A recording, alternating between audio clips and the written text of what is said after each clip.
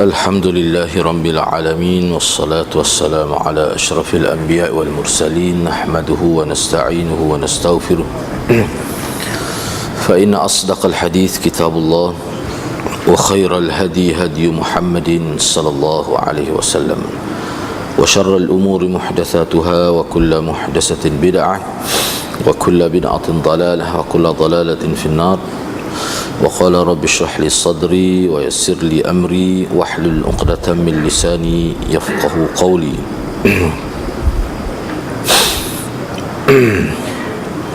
Alhamdulillah, bersyukur pada Allah Subhanahu wa taala kerana pada pagi ini dapat bersama. Insya-Allah kita akan sambung perbincangan di bawah tajuk tawakkul, babul yaqin wat tawakkul. Bab berkenaan dengan yakin dan berserah diri kepada Allah Subhanahu wa taala. Jadi pada minggu lepas kita sudah bincang dah hadis yang pertama, hadis riwayat daripada Ibnu Abbas radhiyallahu anhuma. Kita bincang dah tu. Insya-Allah pada pagi ini kita masuk hadis yang kedua. Hadis pertama baca saja, kita tak bincang lagi. Okay. Baik, cuba tengok kita bincang semulalah hadis yang pertama tu sebagai sambungan kepada perbincangan minggu lepas. Jadi hadis pertama ni hadis panjang jugalah yang dikemukakan oleh Imam An-Nawawi rahimahullah, berkaitan dengan yakin dan tawakul kepada Allah Subhanahu wa taala. Jadi dalam hadis yang pertama ini, iaitu hadis riwayat daripada Ibnu Abbas. Saya baca sekali lagi lah.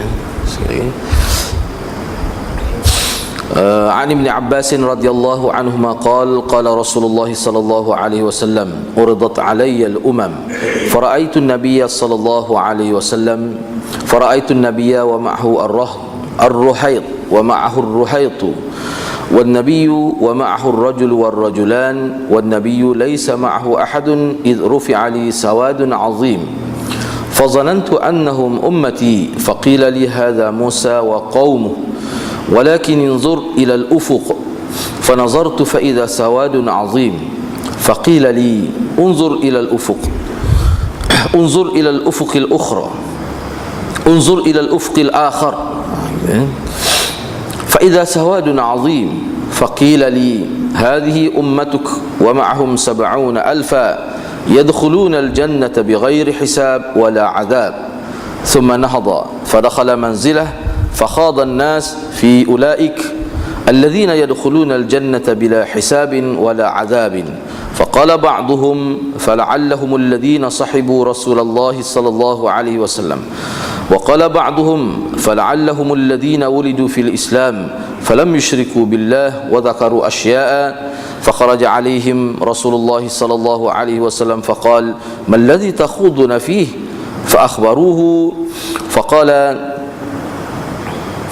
هم الذين لا يرقون ولا يسترقون ولا يتطيرون وعلى ربهم يتوكلون فقام عكاشة ابن محصن فقال ادع الله أن يجعلني منهم فقال أنت منهم ثم قام رجل آخر فقال ادع الله أن يجعلني منهم فقال سبقك بها عكاشة متفق عليه الرهيط بضم الراء تصغير رهط وهم دون 10 أنفس والأفق الناهية والجانب وعكاشة بالضم العين وتشديد الكاف بتخفيفها والتشديد أفصح. Diriwayatkan daripada Ibnu Abbas radhiyallahu anhuma, mudah-mudahan redha Allah kepada mereka berdua, kerana Ibnu Abbas ini dua-dua ni merupakan sahabat Nabi radhiyallahu anhu. Ibnu Abbas ni nama dianya Abdullah. Ini aslinya kita sebut dah, sebelum ni ada jumpa dah dengan Ibnu Abbas ni. Jadi kita tak perlu bincang lah tu. Cuma ni sebagai peringatannya, Ibnu Abbas ini dia ni sepupu Nabi sallallahu alaihi wasallam. Jadi Abdullah sahabat juga, Abbas pun sahabat. Jadi Abbas ni pak saudara Nabi lah. Jadi biodata dia nya kita sebut dah sebelum ini. Jadi kata Ibnu Abbas, Rasulullah sallallahu alaihi wasallam telah bersabda, telah ditunjukkan kepada aku umat-umat terdahulu bersama dengan nabi-nabi dia lah. Ni nabi ditunjukkan dalam alam mimpi lah. Ditunjukkan dalam alam mimpi. Nabi mimpi, Allah SWT tunjukkan kepada Nabi SAW. Jadi mimpi Nabi ni hadirat, dia tidak seperti mimpi kita lah. Mimpi Nabi ni berdasar kepada riwayat, dia adalah benar. Mimpi Nabi, mimpi orang lain tak gitu, tak sedut riwayat lah. Besar mana dia tu tak, setara mana dia tu, tak boleh pakar. Mimpi tu untuk Nabi sahaja, kerana mimpi Nabi ni disenaraikan sebagai wahyu daripada Allah Subhanahu Wa Taala. Jadi kalau mimpi wali ke, mimpi habib ke, hal tu tak boleh pakar tu. Supaya mimpi kita tak ada beza. Hak pentingnya mimpi Nabi sallallahu alaihi wasallam. Hak tu lah hak boleh diterima sebagai syariat, sebagai peringatan, sebagai mauizah. Hak lain tak boleh.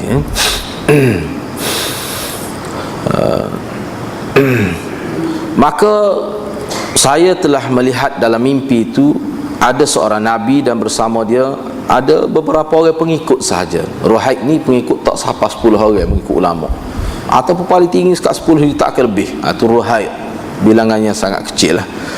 Mana ada Nabi tu dia patut beberapa orang pengikut dia, tak sampai pun 10 orang. Ada juga Nabi bersama dia seorang dan 2 orang, seorang 2 sahaja pengikut dia. Dan ada juga Nabi yang mana tidak langsung, tidak ada pengikut, dia berseorangan.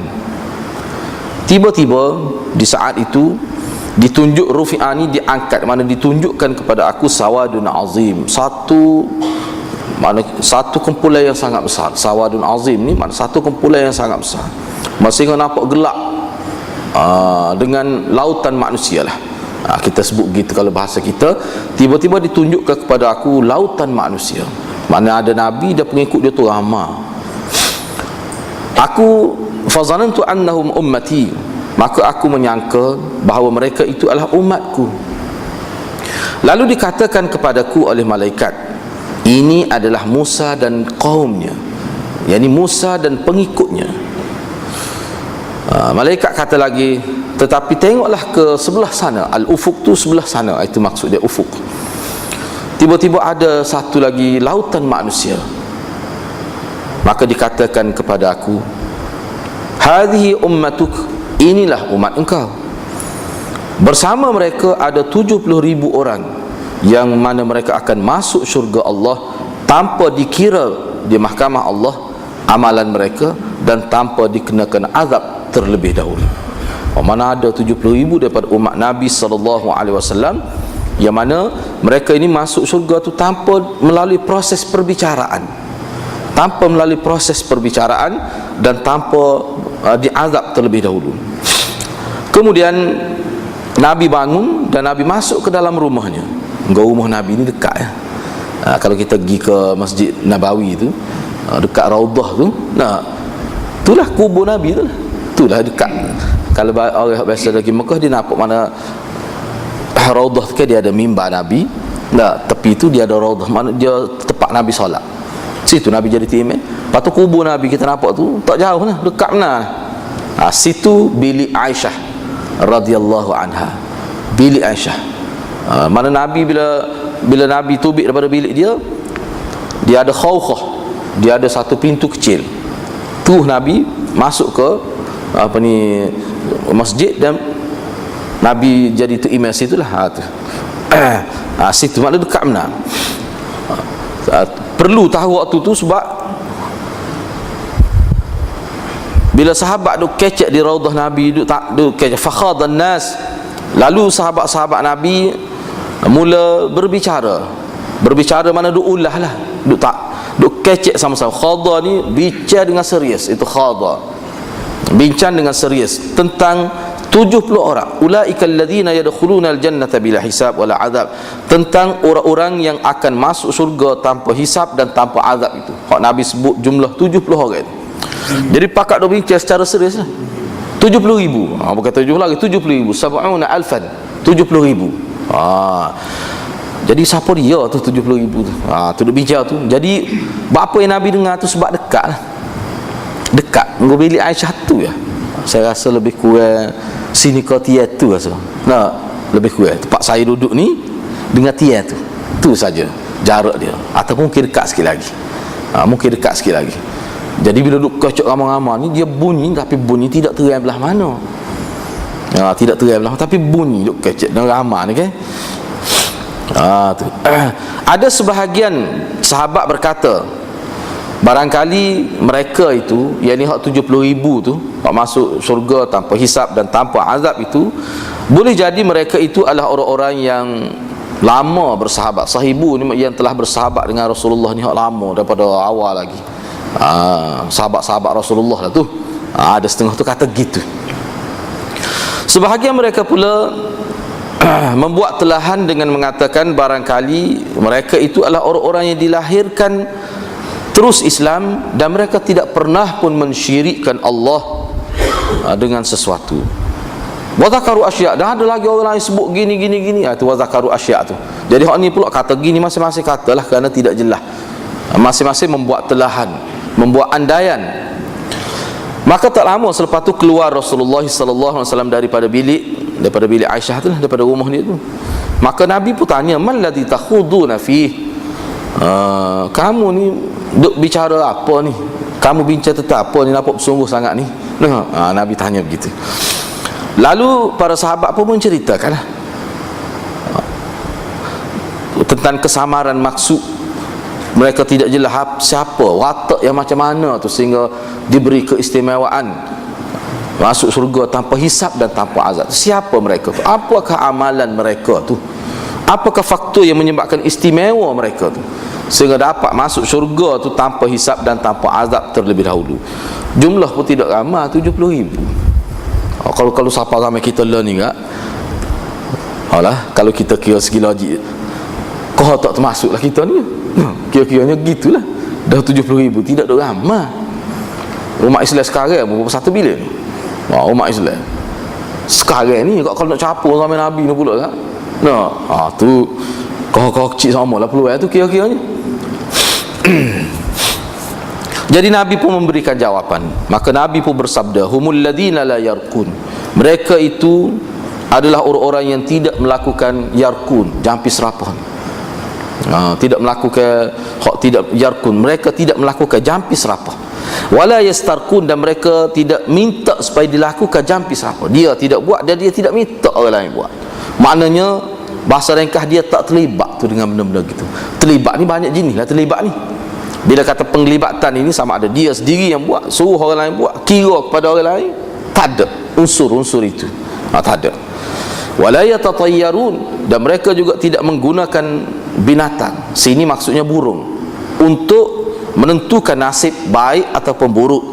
Dan mereka ini sentiasa bertawakul kepada Allah Subhanahu wa ta'ala. Maka bangunlah Ukashah bin Mihsan. Dia pun sebut, ya Rasulullah, doalah kepada saya supaya saya ni termasuk di dalam 70,000 orang itu. Maka Nabi berkata, anta minhum, kamu sudah termasuk, engkau sudah termasuk dari kalangan itu. Cuba bayangkan lagu mana perasaan Ukashah tu. Nabi bui pengiktiraf kepada dia, mujalah dah termasuk dah, asal uzi. Kemudian bangun pula orang lain, lalu berkata, doalah untuk saya juga supaya saya juga termasuk dari kalangan mereka yang 70,000 itu. Maka Nabi pun jawab, sabaqaka biha Ukashah, Ukashah telah mendahului engkau. Nabi tak royak kata dia tak boleh, tapi Nabi kata dah kat Ukashah dah. Gitu. Hadis ini riwayat Bukhari Muslim. Baik, dalam hadis ni ada beberapa perkara lah. Ada beberapa perkara. Terlebih dahulu perlu jugalah kita tahu bahawa dalam kitab Bukhari, oleh kerana hadis ini riwayat Bukhari Muslim, mana dalam kitab Bukhari pun ada, dalam kitab Muslim pun ada. Baik, dalam kitab Bukhari hadis ini diletak di bawah tajuk tib, perubatan. Babu maniktawa au kawiya ghairah. Bab orang yang melakukan iktawa, yakni rawatan dengan menggunakan haba, ataupun orang yang merawat orang lain dengan menggunakan haba. Tu. Iktawa ni gini, seperti yang saya sebut sebelum ni lah, saya sebut dah. Dia ada sejenis penyakit. Penyakit ni penyakit kulit. Dia macam ada, kita kata kudi lah. Dia ada macam mata gitu. Jadi dia panaskan batu. Dia panaskan batu, dia letak tempat sakit tu. Lepas tu dia heret buat gitu. Bila dia letak ke mana batu yang dipanaskan, panas sebab kita batu tuku tu lah. Bila letak dia heret. Jadi heret tu bila dia letak di kulit, dia tarik semula batu tu, dia akan tercabut tu punak dia tu. Punak dia tu, mata dia tu, tempat sakit tu. Sebab setengah gudi dia tak ada mata tu. Ni khusus untuk gudi hari tu, dia akan cabut. Jadi sakit tu sakit sebentar lah, sebab kepanasan tu dia membantu darah pun mudah terhenti. Tu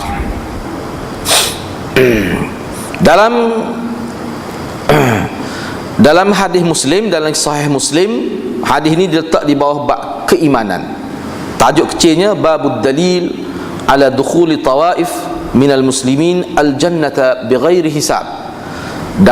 Bab yang membicarakan tentang dalil yang menunjukkan bahawa ada sebilangan orang Islam yang akan masuk syurga tanpa melalui proses perbicaraan. Akan ada. Mana umat Islam ni akan ada yang mana dia akan masuk syurga ni tanpa melalui proses kira bicara, perbicaraan di mahkamah Allah. Tak perlu tu. Mana istimewa sungguh. Nabi nak ayatnya 70,000 ni umat dia yang amat istimewa. Tu. Melalui hadis-hadis yang banyak kita dapati masuk syurga ni dia berbeza-beza. Kita kata kita biarlah masuk tak apa. Asal ke boleh masuk je. Jangan gitu. Masa saya ngaji juga kata jangan minta lagu tu. Nampak doa tak yakin tu kepada diri dia. Mana kita minta supaya masuk pun tidak kena azab dulu lah. Dan antara doa Nabi mana Nabi suruh minta supaya Allah beri kepada syurga ni bukan melalui proses kira bicara tu masuk kita. Memang kita doa gitu. Tetapi kena melalui amalan lah. Kena melalui amalan. Kalau nak minta syurga ni biar padan dengan amalan kita tu. Mana semaya jangan tinggal, puasa tinggal. Masjid ni menjadi destinasi utama kita dalam hidup. Kena lagu tu umat Islam. Sebab umat Islam ni kalau hati dia terputus, tak ada rasa ingin, tidak berasa nak mari masjid, itu dia sebenarnya umat Islam yang cukup bermasalah. Dia tak berasa masjid ni satu tempat yang menyenangkan hati dia, yang menimbulkan ketenteraman. Sebab setengah orang tu kalau mari masjid, serabut-serabut mari masjid, jadilah tu sepatutnya umat Islam dia kena lagu tu menjadi destinasi utama dia. Sebab tu dalam hadis Nabi, benda ni kita akan jumpa semua ada belaka dalam kitab Riyadhus Salihin ni, sampai ke peringkat umat Islam yang sebenarnya yang ada kebaikan di sisi Allah Subhanahu Wa Taala, yang mana hati dia terikat dengan masjid, teringat sama masjid. Maknanya yakin mari bila teringat tu, maka kesan daripada teringat kepada masjid itu menyebabkan dia jadi ringan untuk hadir ke masjid itu. Jadi perkara itu tanda kebaikan seseorang. Tapi kalau tak berasa nak mari masjid, itu masalah tu. Tu cara tu kita boleh nilai. Tak payah orang lain kata lah, kita boleh nilai sendiri. Mana kita tu orang panggil diski fikrah tu tidak Islam. Pemikiran kita tu gitu ya, beza dia ni. Kita boleh nilai sendiri. Baik, sebelum kita pergi kepada kesimpulan hadis ini, dalam kesimpulan tu poin dia duduk situ lah. Tu. Cuma tengok dulu dari segi bahasa hadis. Bahasa hadis.